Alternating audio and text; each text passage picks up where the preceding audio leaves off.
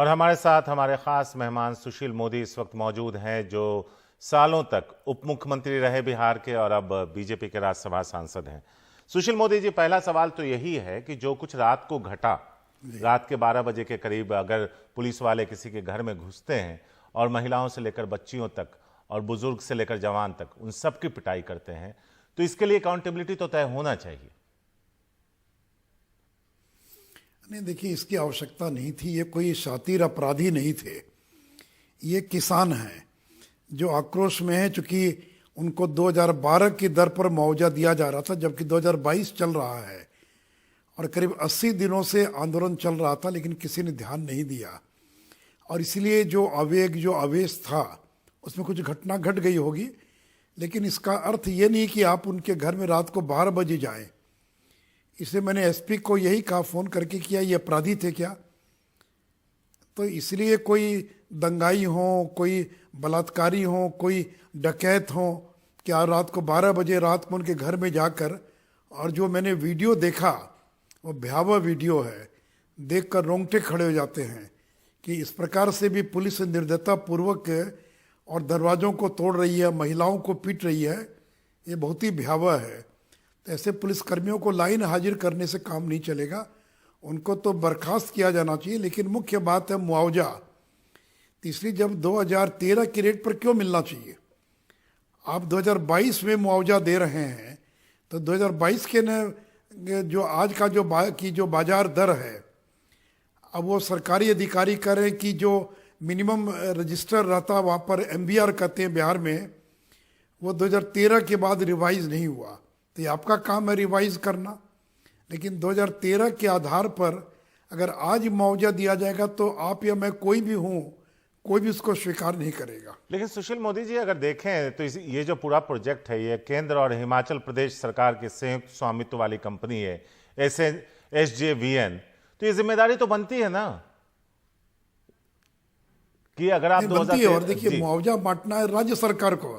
हाँ। नहीं, इसलिए देखिए, मुझे ये पता नहीं है कि अगर बिहार सरकार का जो रेट है जी, तो बिहार सरकार ने रिवाइज क्यों नहीं किया? हाँ। देखिए, वो थोड़ी सतलज निगम जो है वो ये थोड़ी कह रही है कि आप 2013 की रेट पर, वो तो कह रहे हैं कि बिहार सरकार का जो रेट है, तो बिहार सरकार ने 2013 के बाद MVR को रिवाइज ही नहीं किया, तो बिहार सरकार को रिवाइज करना चाहिए।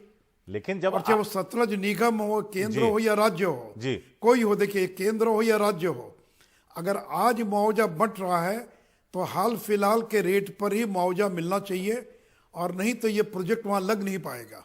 लेकिन सुशील मोदी जी, एक सवाल आपसे भी है कि केंद्र में आपकी सरकार है, हिमाचल प्रदेश सरकार के संयुक्त स्वामित्व वाली है, तो आप भी तो इंटरवीन कर सकते थे ना? नहीं, अश्विनी चौबे जी ने इंटरवेन किया है जी। अश्विनी चौबे जी ने 1 दर्जन मीटिंग किया सीएम। देखिए, इसमें मुख्य भूमिका राज्य सरकार की है जी, क्योंकि एक्विजिशन का काम करती है राज्य सरकार, और राज्य सरकार जो लिख कर भेजती है कंपनी को कि आपको इतना मुआवजा देना है। जैसे NHAI का जो भूमि अधिग्रहण होता है, तो राज्य सरकार अधिग्रहण करती है और राज्य सरकार भेजती है NHAI को कि इतना मुआवजा देना पड़ेगा, उसके अनुसार NHAI मुआवजा देती है। तो इसलिए यह राज्य सरकार का दायित्व तो बनता है कि अपने वो MVR को रिवाइज करे जी। आपने 2013 के बाद रिवाइज ही नहीं किया, लेकिन तो आप उसको रिवाइज कीजिएगा तो सतलज निगम को भी देना पड़ेगा। क्यों नहीं देंगे? उनको देना पड़ेगा, देखिए पुलिस के देना पड़ेगा। मैं पुलिस वाले मुद्दे पे फिर से आऊंगा, लेकिन जब इस मुद्दे पे हम बात कर रहे हैं तो इस पे भी एक चर्चा हो सकती है कि जो अभी सरकार आई है वो 6 महीने हुई है। आप लोग भी एक लंबे वक्त तक थे। 2013 में जब ये MOU साइन हुआ था तो आप खुद उप मुख्यमंत्री थे, तो इस दौरान जब आप लोग भी सत्ता में शामिल थे तो इस दिशा में क्यों नहीं कार्य किया गया उसको रिवाइव करने के लिए? भाई, ये तो आंदोलन 3 महीने से चल रहा है ना। और देखिए, ये दायित्व तो मुख्यमंत्री का बनता है। देखिए, किसी राज्य में मुख्यमंत्री सर्वे सर्वा होता है जी। कोई उप मुख्यमंत्री या कोई विभाग के मंत्री की भूमिका बड़ी सीमित होती है। ये मुख्यमंत्री तो कहेंगे मुझे पता ही नहीं है। आजकल तो नीतीश जी हर चीज को भूल रहे हैं। लड़कों पर लाठीचार्ज हुआ तो कहते मुझे पता नहीं, कल किसानों पर लाठीचार्ज हो तो कहेंगे मुझे पता नहीं। तो ये तो मुख्यमंत्री की जिम्मेवारी बनती है ना। 17 साल से तो मुख्यमंत्री नीतीश कुमार हैं, गठबंधन में चाहे बीजेपी हो या आरजेडी हो, लेकिन मुख्यमंत्री तो नीतीश कुमार हैं और ये नीतिगत निर्णय लेने का अधिकार केवल और केवल मुख्यमंत्री को होता है। मुख्यमंत्री अगर नहीं चाहे तो ये निर्णय नहीं हो सकता है। देखिए, ये नीतीश जी की जिम्मेवारी बनती थी और जो आज भी उनकी जिम्मेवारी बनती है। और आंदोलन तो 3 महीने से चल रहा है, ये हमारे हटने के बाद आंदोलन हुआ है। हम लोग जब सरकार में थे उस समय आंदोलन नहीं हुआ। और अश्विनी चौबे जी ने कई बार राज्य सरकार और केंद्र सरकार के लोगों को बैठाया।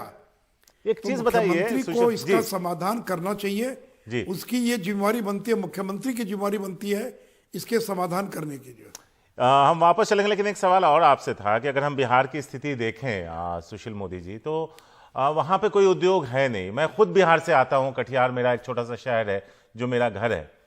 मैं ये जानना चाहता हूं कि इस तरह की जब कोई घटना सामने आती है तो जो उस दिशा में प्रगति होती है कि कोई उद्योग लगे, किसी तरह का कोई प्रोजेक्ट आए, उसको उस पर भी एक तरीके से कहा जाए तो एक हॉल्ट या एक खतरा मंडराने लगता है। तो कोई जाना नहीं चाहता, और अगर कोई जाना भी चाहता है तो इस तरह की चीजें देखकर पीछे हट जाता है।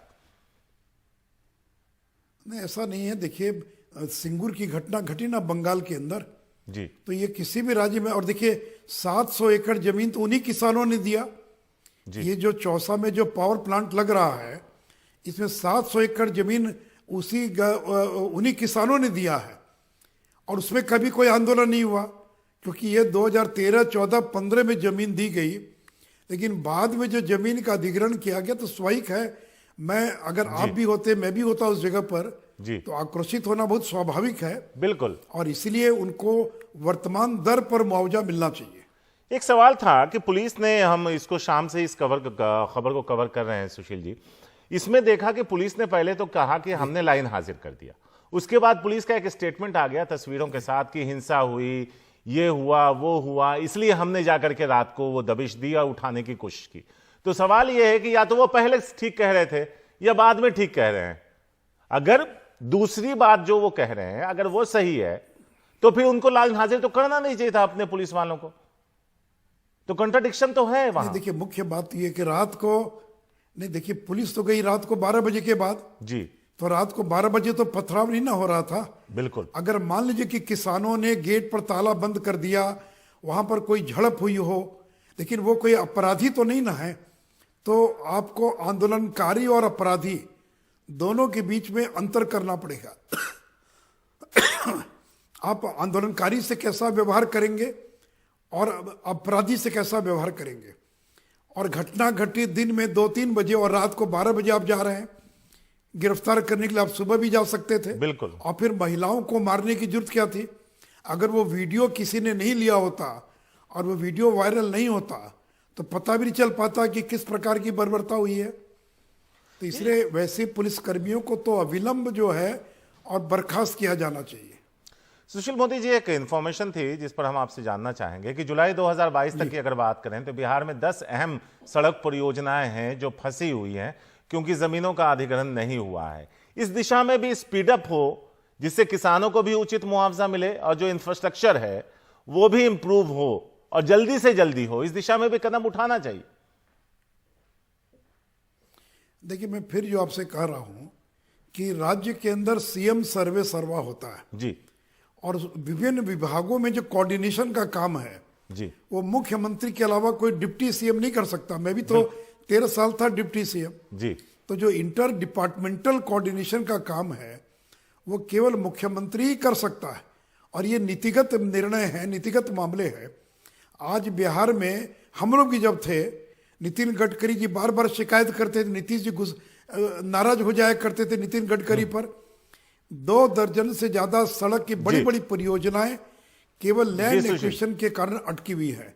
और उसका एकमात्र कारण है कि मुख्यमंत्री कार्यालय को जितनी रुचि लेनी चाहिए उतनी रुचि मुख्यमंत्री कार्यालय द्वारा नहीं ली जाती है।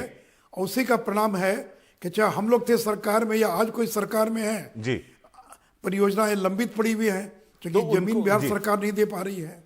शुक्रिया सुशील मोदी जी। उम्मीद ये करते हैं कि जिन किसानों के साथ पुलिस इस बर्बरता से पेश आई उन किसानों को इंसाफ मिले और उन पुलिस वालों पर कड़ी से कड़ी कार्रवाई हो।